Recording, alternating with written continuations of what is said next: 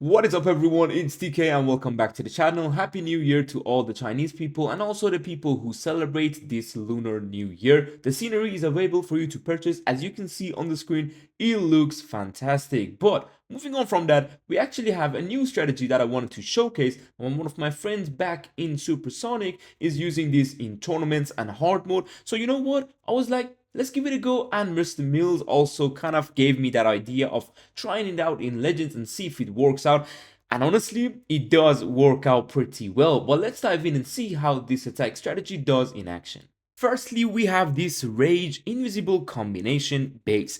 Now guys, what you really want to do on these ones, because obviously as you saw from the equipments, you don't have the giant arrow. But don't worry, that doesn't really affect anything because you will have the log launcher on nearly every attack. Literally every attack on this video, I'm gonna use a log launcher because it's just amazing how it can also activate and make the path for your heroes. Now we do have one earthquake spell that is for that log launcher, so you can open the walls to that core, or whenever you want to go with the log launcher you can open it faster, and that is basically how the earthquake works. Now you can see the timings with the invisibility drops and of course that fox. In the new update that will be coming, as you saw from the balance changes, you need to watch out for this timing. I would suggest you to drop the invisibilities a bit quicker, and if you don't need too much value, make sure you still drop them still quicker. Okay, I said still twice, but still I said 3 times now. Hold on, chill. Now guys, we have the super barbarians on the side of this kind of base, so we can go into the core. Now one thing I did on this base is that the log launcher should have been dropped a lot earlier because nothing would have targeted. So now the walls will open a bit later and the king might end up going to the outside. But notice what I do. The golem and the ice golem went to the outside. This is going to make me drop my RC right behind him. But notice, we're opening the wall to the core, I dropped the RC, and now I wanted to go with the Warden ability to keep the king ability intact and keep the king going further. The Ice Golem RC, I dropped the Rage, going with Barbarians, and I will go with a free spell very soon on the king and the Multi-Inferno on the top side. So all this army on the lower side can clear that side of the base, because that is where the damage is. My queen can clear the rest and the core, like they are fine. I still got a Wallbreaker to drag this king outside of that compartment, and all that is going to be left is again that side of the base, whereas we did take it down with a lot of barbarians, spells, royal champion, and in general you can see it's nice to see super barbarians in action, honestly. And obviously this strategy is mostly for those who don't still kind of are struggling with the super archers, because obviously I brought that super barch attack, and I mean, yeah, a lot of you said it that he doesn't have that, spark anymore. You know what I'm saying? And this one honestly takes me back a lot more than the last. Here we are on a very weirdly placed base. Now, these double invisibility bases, guys, are a lot in Legends League. What you need to do is to see the value with your log launcher and to see the value with your Sui. So, you can see the easy path with the RC is this one. Now, I'm not gonna kind of tell you what is the best way to drop your RC. It's honestly nothing. You can literally drop the RC wherever side of the base you want, but obviously on this type of bases that they give you a path, it's just easier to go and drop the RC on a very nice and decent spot to go either to the left or to the right to get the value out of that funnel. That is the most important thing. Now once the RC is low or the fox is low, I'm gonna tell you, keep them invisible. Don't wait for them to go again invisible by themselves. You can see I wanted to get more value, so I don't want to risk my fox dying, and I'm gonna take the RC from that area. Now here we go with that Wallbreaker, and one thing I'm gonna do is to funnel the lower side so we make sure everything goes in. I do have a skeleton spell that I'm gonna lure this RC and kill it with a headhunter. Unfortunately, yeah, the scatter shot will be annoying, but we're still gonna take it down. Now notice again, I dropped the log launcher a bit late. That is a bit kind of problematic, but on this space, because the core is literally nothing, it's just a town hall, you have 3 Yetis. 2 Yetis without a spell can take down a Town Hall. That's easy. So if your heroes move outwards, don't worry. Let them go. And now I wanted to make sure the king doesn't go too much to the outside. And now we're going to go in with the king ability to open up this base as well. Notice it with the earthquake boots. Of course, even if it gets nerfed, all you need is to open the walls. You don't need to take down the buildings. And notice we didn't have spells or anything, or something like Giant Arrow for that other invisibility tower. We literally don't care. Now I'm gonna go in with some headhunters on the enemy king. Notice because there is a multi inferno and a ricochet cannon, I really wanted to go and kill the minion prince as well. Unfortunately, I didn't get the ricochet cannon, which is, you know, not the cleanest, but we're still going forward. RC ability, of course, I popped it. Sometimes if the damage is not much on the side of your heroes on the outside, you can go with the RC, just drop her and then pop the ability later on during the attack. But if you saw there's a lot of heavy buildings, big buildings, major defenses, go with the ability that is a spare to get those buildings done, and then keep the royal champion alive with the barbarians that you have. Obviously, you have 31 barbarians in this army. Some of them are going to be used at the very beginning to funnel behind your royal champion and funnel on the side of your king, queen, warden, of course, log launcher and all those stuff. And some of them will be used for the backend.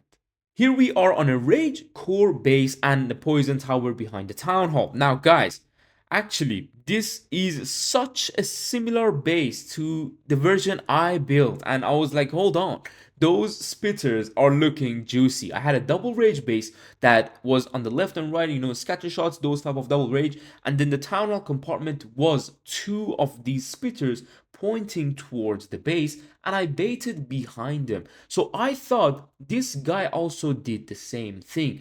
All the bombs, Teslas, and everything are behind those spitters that were on the town hall. So I was like, you know what? Because I know this style of base, I'm gonna go opposite side and drop the RC, whereas we can get nice funnel. Now notice, 2 more invisibility spells is always good, but I didn't know which side the RC would have gone after the expo. Thankfully, she went for the scatter shot. Now, one thing is that the invis drops are perfect. Sometimes you might not get it this good, but notice I keep 1 invisibility because I didn't really needed it. Now we're gonna go in with a wall breaker because there's a ricochet cannon, expo, and a monolith. I'm going with the skelly spell. Now once we are going to go into this compartment, the log launcher could have been placed a bit lower so we can open better walls. Obviously this is where the earthquake spell shines and give your king access to the next layer really quickly. And notice got 2 droids in this army that I didn't talk about. This is basically base depending. If your heroes are under so much damage, you can drop the droids with the main army. But most of the time, the droids get used with the RC, because your RC might end up going through so many giant bombs and of course so many of those traps, and the fox may be low on HP. That's where the droids shine. You can get them back up to HP, and obviously the king ability opening the entire compartments for my triple queen is literally one of the best and craziest abilities. You can see how we're taking down this back end. We went with 2 spitters pointing at us, and all the army is basically heroes. You don't notice that unless you actually play the army and you're like, hold on, where is my army? Your army is basically trying to narrow down the path for your heroes, making the funnel easier, making those outside defenses kind of useless because they're going to be shooting your barbarians and killing those outside heroes on the outside so they don't actually damage your main army. This is the entire point of super barbarians, and that's what I found out back in Town Hall 15, which then I brought the super bar strategy. But this one is just working way better with the current meta. Next up, I wanted to bring you a double invisibility base. Now, these type of bases are what most people struggle with, sometimes in high legends even. So it's harder to decide where you want to drop your RC, because obviously if the base is perfect, you cannot drop the RC on those invisibility spells. You may have seen me before that I did drop them and then controlled my RC back to those invisibility towers because the bases were not perfect. And on this base, the bases are designed a bit better. So what I do is a very normal approach on the lower side, again just like a few other attacks. So nothing crazy, no crazy plans, no town hall dives. It's just a regular funnel, and what we're gonna do is then dive into one of those invisibility towers. So let's see how I do that. And unfortunately the fox died. This is the problem with, of course, having the fox with that royal champion. It's gonna be some damage on her, so you need to watch out. Now we're gonna go with ice golem, dropping all the things a bit further from the ricochet cannon, golem, titan, and don't forget the funnel to set for these heroes. Now one thing I didn't notice, because obviously I'm not still used to all these log launcher approaches, is that I should drop the log launcher slightly better always, but I was a bit good with this drop because we did end up activating that invisibility tower. If I didn't have enough practice, I would have dropped the log launcher where I dropped my heroes, and this invisibility tower would have never gone activated. Now notice, Queen has access to the monolith from that side, and one thing I'm going to do is to pop the warden on those rocket loons, on the monolith, on the double kind of spitters, and we're moving towards that town hall. The inferno tower unfortunately staying up. This is why if something is behind that walls, you have the miner that you can go out and clean up, or tank, for example, for one of your heroes. Wallbreaker, I didn't want to drop really for an inferno, so the king ability kind of took it down, and it's good. Now I dropped the RC, noticing I could have popped her ability a bit more sided. So if I drop the RC on 9 o'clock, where I'm kind of pointing at right now, you can see if I drop the abilities, then that would activate the invisibility, but the RC will move a bit higher, try to take down the wizard tower and come back to the spell tower. So this is a little tip that you can see. The attack would have been smoother. That's what I'm trying to say in Legends League. You always need enough practice to get these little tips done. Even someone like me, even someone like Stars, Klaus, all those big name players, sometimes they do make a bit of mistakes which could have made their attacks a lot cleaner. But let's move on to our last hit. Now here we are on another Rage Invisibility combo, and I wanted to show you what happens if things go wrong. Okay, so we showed perfect approaches. Obviously not the last attack, the fox died, but still the approaches were decent. Now on this one, of course, you all know this space. That's why firstly I wanted to bring it and I attacked it. I was like, you know what? A lot of people know this space. So let me show them how to take it down, because the new armies can be a bit tricky when you're doing on those old bases. You may fail. But look at this damage here. The bomb towers, the clan castle is pulling my RC, and it's gonna actually pull my RC towards that invisibility tower, which is not ideal, but it is what it is. We're gonna move and we're gonna move forward. Now notice I didn't risk the fox dying. I kept on with the invisibility spells, so the RC and the fox stays alive. Now from my muscle memory and the smash armies I used to do, I was nearly going to drop the queen on the outside, and that is kind of, don't forget, it's muscle memory, but try not to do it. Now we're gonna go in with everything we got towards this town hall, but you're gonna notice something.